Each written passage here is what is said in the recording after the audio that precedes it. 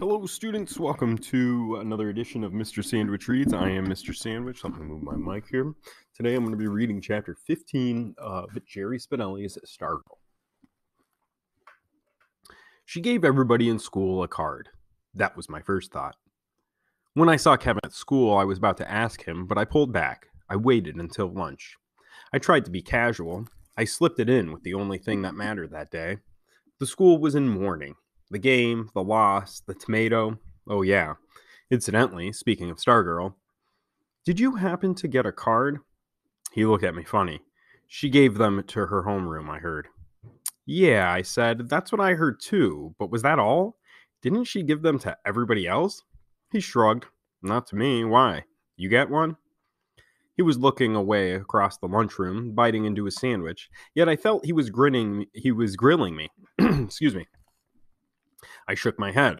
Oh no, just wondering. Actually, I was sitting on the card. It was in the back pocket of my jeans. Meanwhile, all eyes in the lunchroom were on Stargirl. I think we half expected to see traces of red still clinging to her face. She sat at her usual table with Dory Dilson and several other friends. She seemed subdued, which means calm or lacking energy, which is not really like Stargirl that we've gotten to know her. She's not really subdued usually. She did not play her ukulele. She did not play with her rat. She just ate and talked with the girls at her table. As the lunch period was ending, she got up but did not head. She did not head straight for the exit. Instead, she detoured in the direction of my table. I panicked. I jumped up, grabbed my stuff, blurted, "Gotta go," left Kevin with his mouth hanging, and took off. Not fast enough. Halfway to the door, I heard her behind me. "Hi, Leo." My face got warm. I was sure every eye was turned to me. I was sure they could all see the card in my pocket. I pretended to look at the clock. I pretended I was late for something. I ran from the lunchroom. I lurked in the shadows for the rest of the day. I went straight home after school. I stayed in my room. I came out only for dinner. I told my parents I had a project to do. I paced. I lay on my bed and stared at the ceiling. I stared out the window. I laid the card on my study desk. I picked it up. I read it. I read it. I read it. I played "Hi, Leo" over and over in my head. I tossed darts at the corkboard on the back of my door. My father called in. "What's your project? Darts?" I went out. I drove around in the pickup. I drove down her street.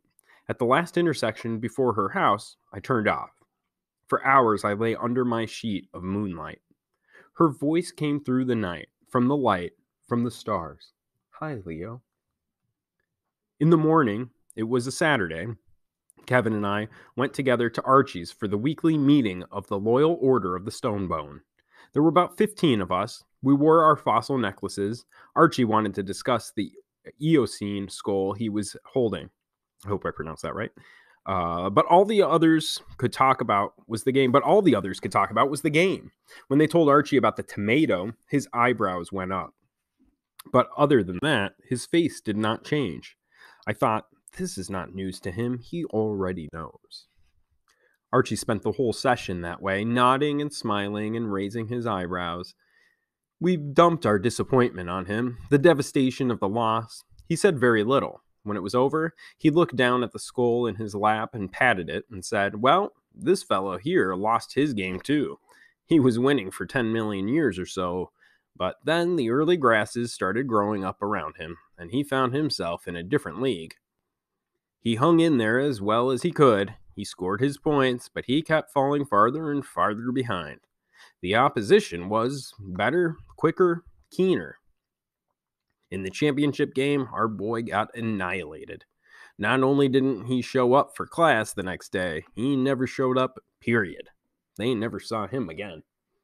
There, Archie's talking about extinction. Archie lifted the snouted, fox-sized skull until it was side by side with his own face.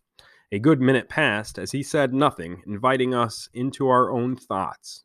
Faces staring at faces, staring at faces.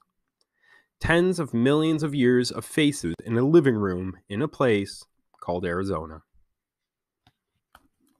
Concludes chapter 15.